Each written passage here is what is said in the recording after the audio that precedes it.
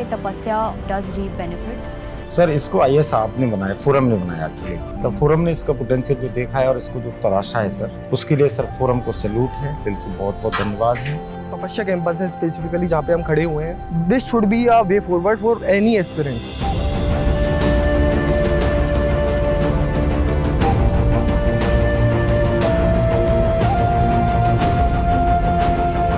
Hello everyone, welcome to the orientation class for the GS Advanced program.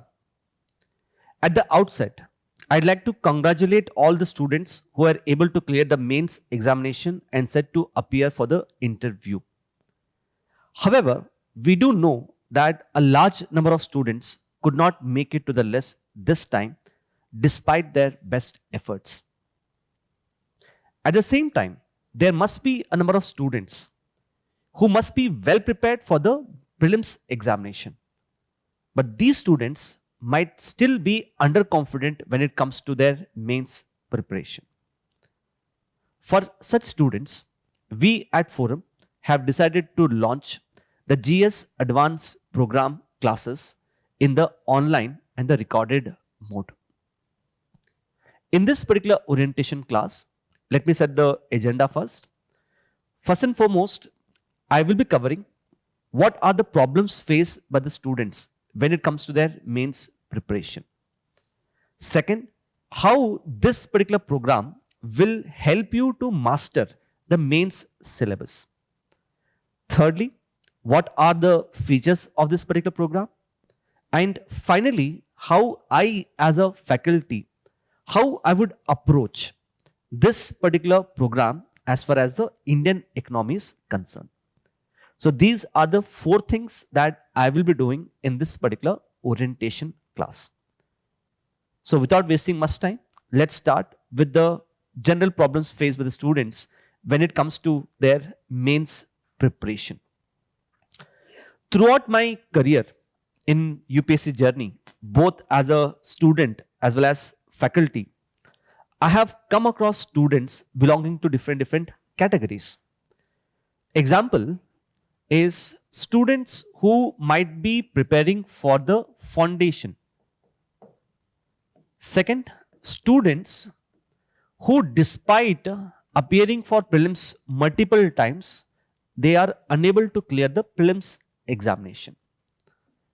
Third set of students are those who may be repeatedly clearing the prelims examination, but it is a mains examination which has become a big obstacle for them.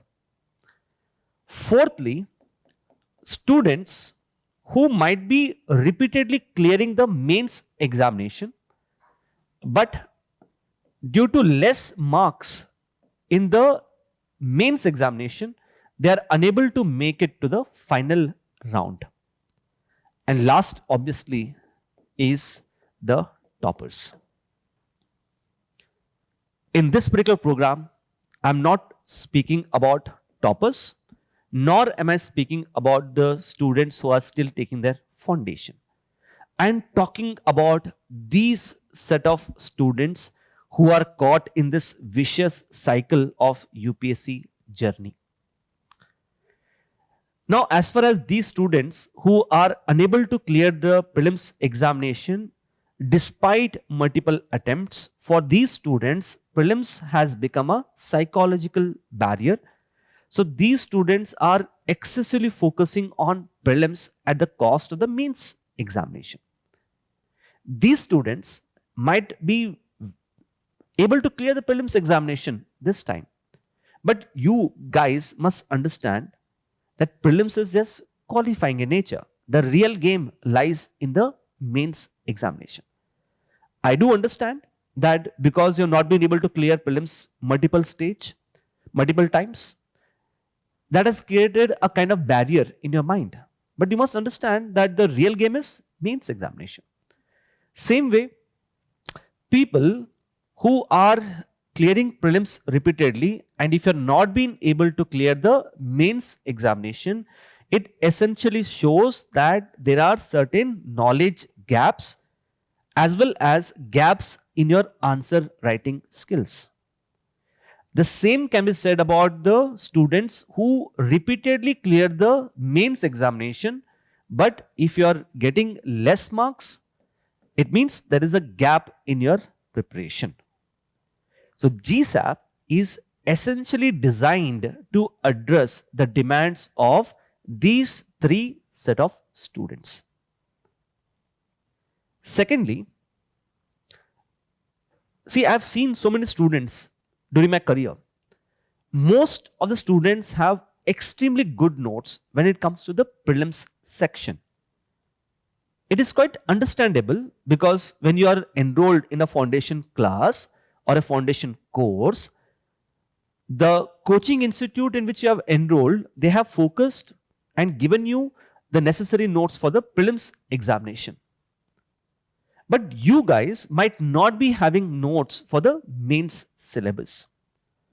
Example being, if I ask you a line mentioned in your syllabus, which is mobilization of resources from GS paper 3, most of you might not have notes ready for mobilization of resources. So number one problem is people do not have notes. Second, some people who do not have notes, they must have started preparing the notes from aggregation of material available in the market. The problem there is you will end up consuming too much time in making notes by aggregation of resources, let's say from internet, ChatGPT, test series, coaching institutes, and so on. And believe me, it is not really worth putting so much efforts in subjects like economy, polity, etc. Because if you look at economy, you get 100 marks. Polity and governance, you get 110 marks. So even if you put too much efforts, it's not going to help you a lot. Instead, be smart. Whatever time and efforts that you are putting in making or consolidating that notes, you can utilize that time more efficiently for your optional, which carries actually 500 marks. As far as notes is concerned, you can leave it to us. We will ensure that you have good quality notes which can be easily replicated in the actual mains examination. Apart from that, if you see the next one, lack of content enrichment. When I say lack of content enrichment, it essentially means that students have content, but the problem here is they don't have the value addition points. How do you distinguish an excellent answer from an average answer? When you have content enrichment. Let me just give you an example. Say here, if you have seen this year mains examination, mains 2025, there was a question on the groundwater crisis, right? So you should have this kind of content ready with respect to groundwater crisis. For example, the content could be like, what is the present status of groundwater crisis? What are the reasons for groundwater crisis? What initiatives the government has taken? And what should be done to reduce this crisis? This is the kind of notes which I will be providing you in the particular GSAP classes. So this is a one-pager note which you can easily replicate in the answers. Same way, when I'm saying content enrichment, how can you add content enrichment? Basically by incorporating examples, by incorporating case studies. Take an example, if I'm discussing a topic of FPO, Farmer Producer Organization, which is quite important for your mains examination.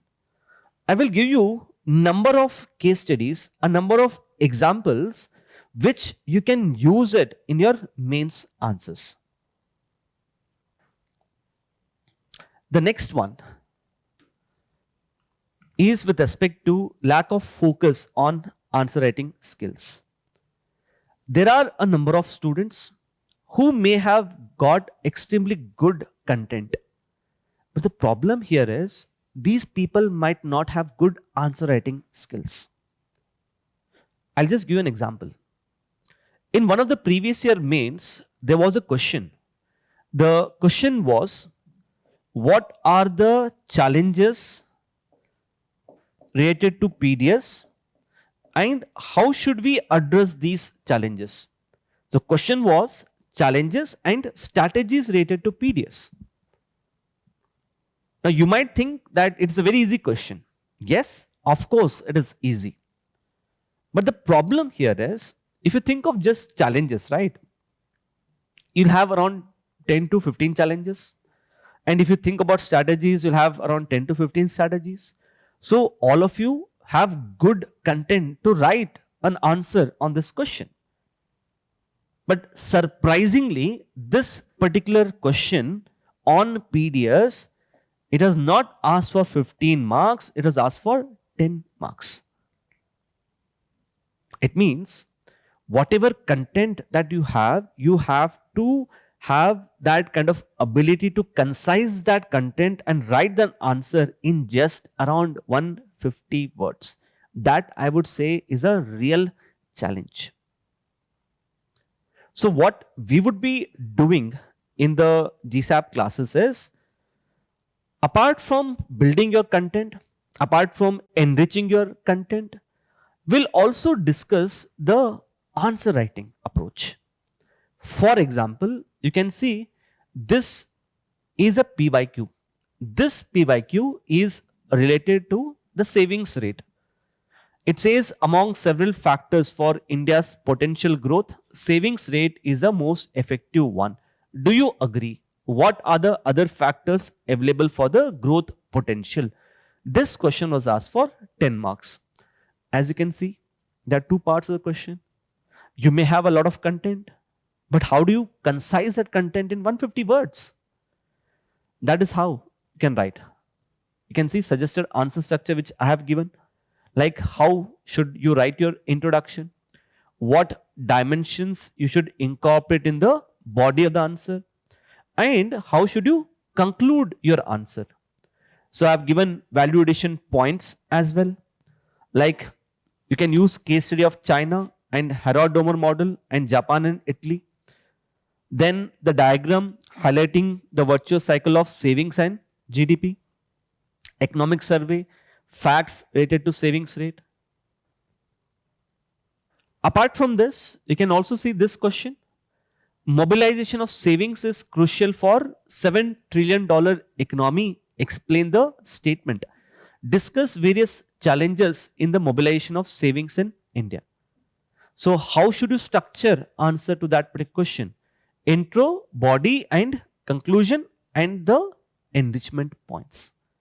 So we will be discussing all the PYQs asked in the last 12 to 13 years. We'll also take up practice questions. And to those practice questions, what should be your suggested intro, body, conclusion? And not just that, how should you add value to those questions? All of that we will be covering here. The next one is with respect to poor integration of current affairs with the static part. If you see GS paper 2 as well as GS paper 3, both these two GS papers, they have a heavy tilt towards current affairs. So unless you're strong in current affairs, you will not get good marks in GS paper 2 and paper 3. So what we have done is, in the GSAP, there are two modules. One is you can take only GSAP, where our focus will be on the static part, or you can take even this course of GSAP plus current affairs, where we'll have the static part along with the current developments. So you have a choice whether you can go for GSAP or GSAP for current affairs. For example, if I'm taking a current affairs class on economy, you can see here one of the biggest current affairs in the recent time was with respect to GST reforms 2.0. For sure, you may get a question on GST reforms 2.0, right? What questions can be asked? A question can be to what extent GST reforms 2.0 have addressed the present problems and challenges in GST. So when I say to what extent means, you have to write about the benefits of GST reforms 2.0 as well as the challenges related to GST reforms 2.0. And you can see here. So you have GST reforms 2.2, how GST reform 2.2 addresses these problems, and what are the challenges with the GST reforms 2.2. That is how we'll be covering the entire topic of GST reforms 2.2 in one single page. And finally, lack of guidance. People have content, good content. People have good answer writing skill.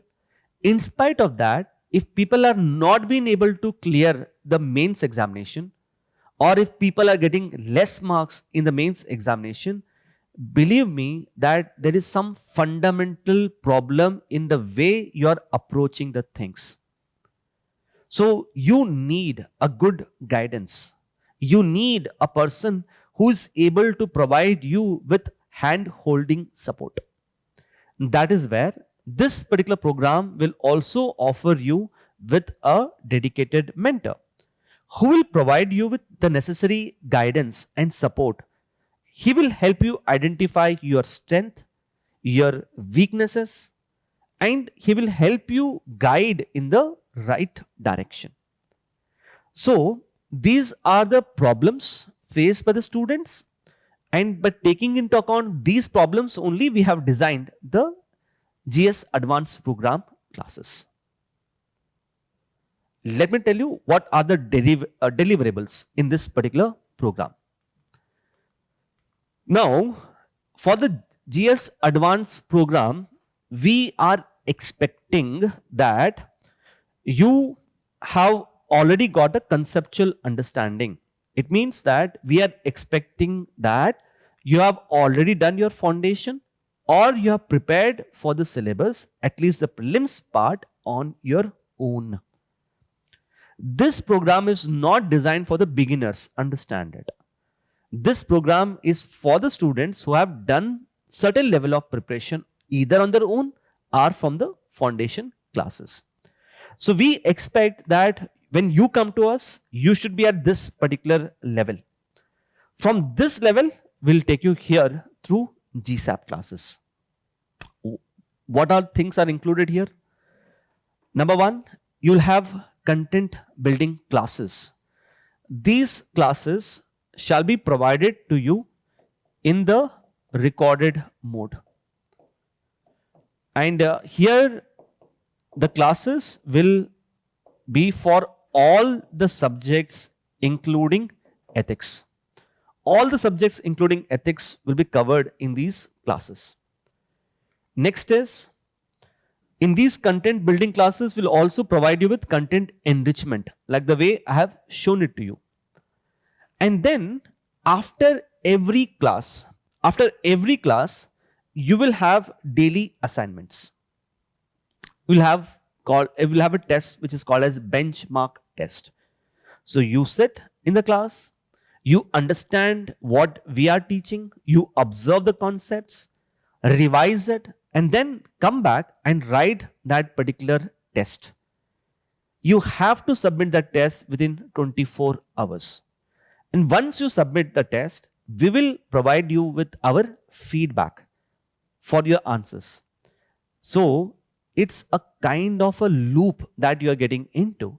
You attend classes, then you write answers, you take feedback from your answers, you build your content, write answers. So this is a kind of loop that you get into, and that loop will help you further enrich your preparation for the mains journey. And like I said, if someone is interested to take current affairs is also included.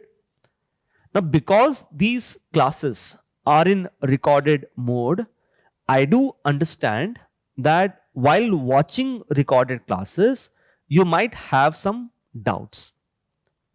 These doubts you can very well get cleared by having a doubt session with the concerned faculties. And like I said, it will also have the mentorship as well.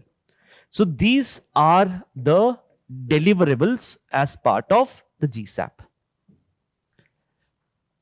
Now just a brief overview of how the tests are conducted, how the feedback is given. Let me just show you those things. Now this is a snapshot of the benchmark test. Let's say in one particular class, which might last for 4 hours, I have covered around 6 to 8 topics. On those 6 to 8 topics, you will get a benchmark test the next day. And as you can see here, this benchmark test will have 5 questions. Example here, you can see this question about gig economy. Gig economy represents a fundamentally regressive future for employment with modest pay, long working hours, ephemeral jobs, and no social security analyze. Or for that matter, you can see this question about apprenticeship, or this question about disguised unemployment. So these are the questions.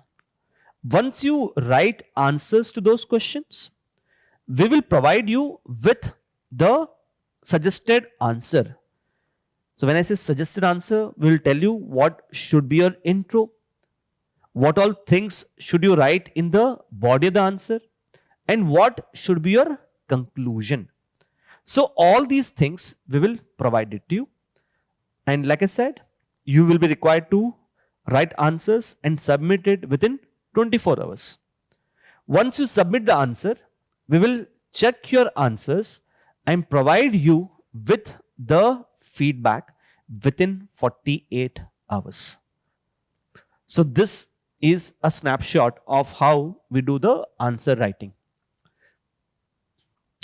The next one is, let me just tell you how I as a faculty, how I would be approaching Indian economy in the GS Advanced Program classes.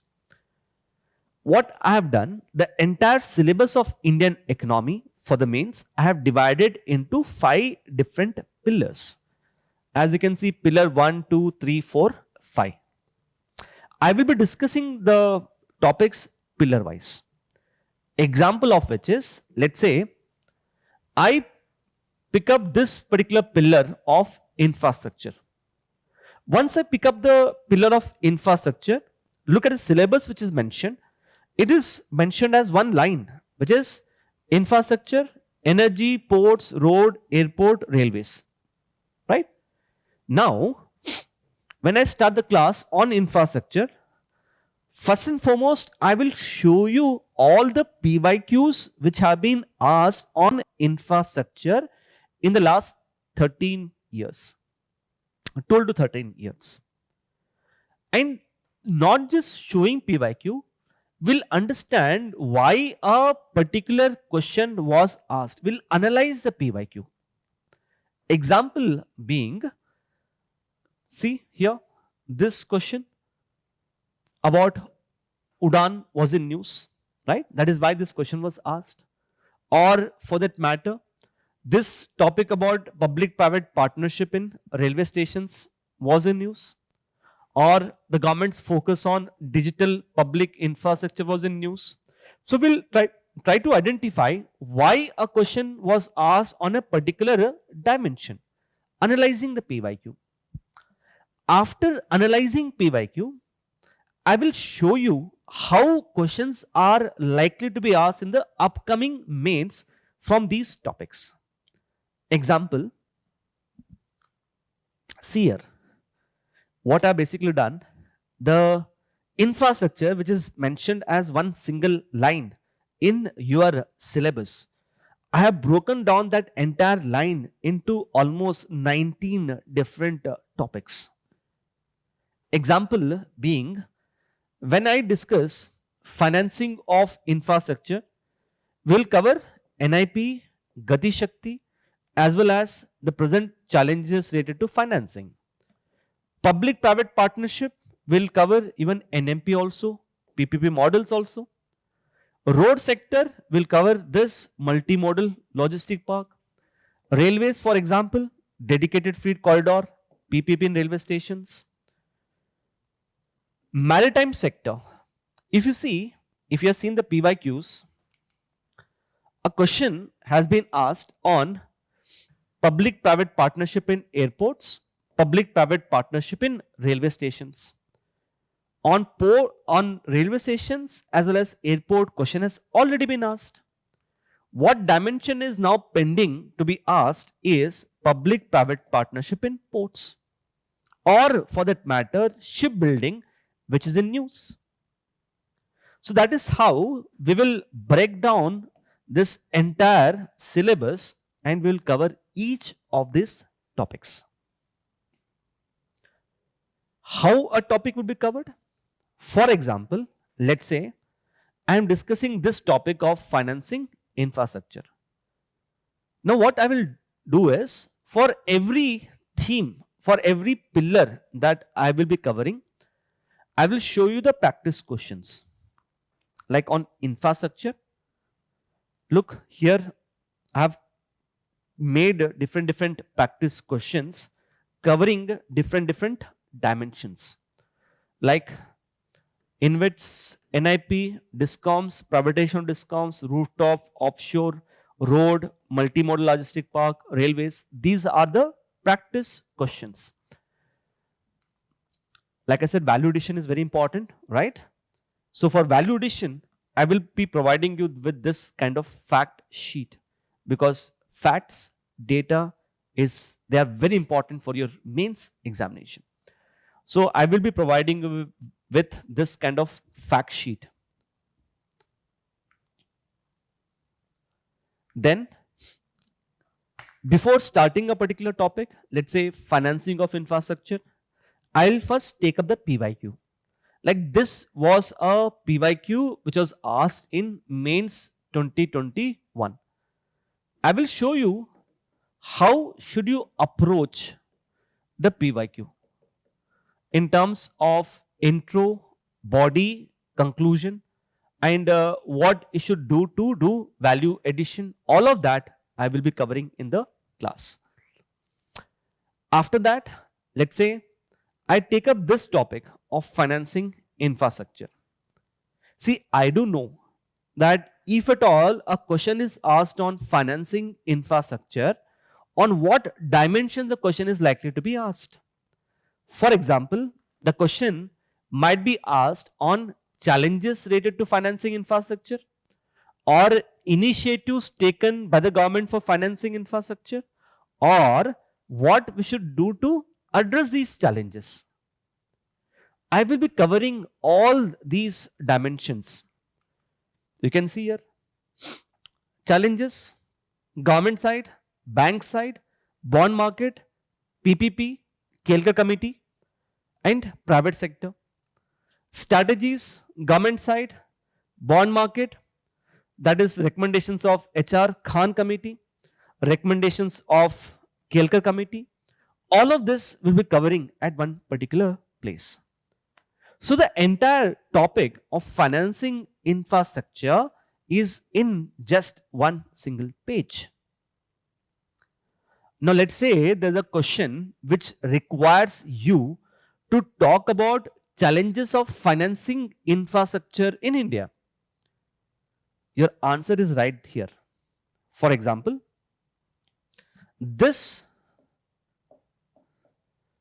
present status and financing infrastructure needs, they will become your introduction. This becomes the body of the answer where you have to focus more upon. Whenever you talk about challenges, you can briefly touch upon the initiatives. So part 2 of the body of the answer, very briefly, you can highlight the initiatives. And this one, in short, you can write this as a conclusion. That's it. So that is how, the entire answer is in front of your eyes. Similarly, let's say the question is not about challenges of financing infrastructure. If the question is about strategies to improve the financing of infrastructure, intro will remain same. This one, challenges, this can be used as a hub and spoke diagram after the introduction, and then you can directly jump to strategies. So what I'm trying to say here is, irrespective of what dimension is asked from this particular topic, you have the content. You'll be able to easily recall those content and replicate that into a good, or rather I would say an excellent answer. That is how I will be approaching the Indian economy in the GSAP classes. Finally, like I said, we'll also be covering the suggested answer. Like when I cover a topic, I will give you some time. In that time, you have to think of a possible intro, body, and conclusion. And later, you can cross-verify whatever answer structure which you have got in your mind, to what extent it is in line with what I have highlighted here, like intro, body, and conclusion. So the way I will be approaching GSAP classes, the same way the other subjects will also be covered. All the subjects, including your ethics, all of these subjects will be covered in this particular GSAP classes. Hope it is clear. Okay. Thank you so much, and all the best for your UPSC journey.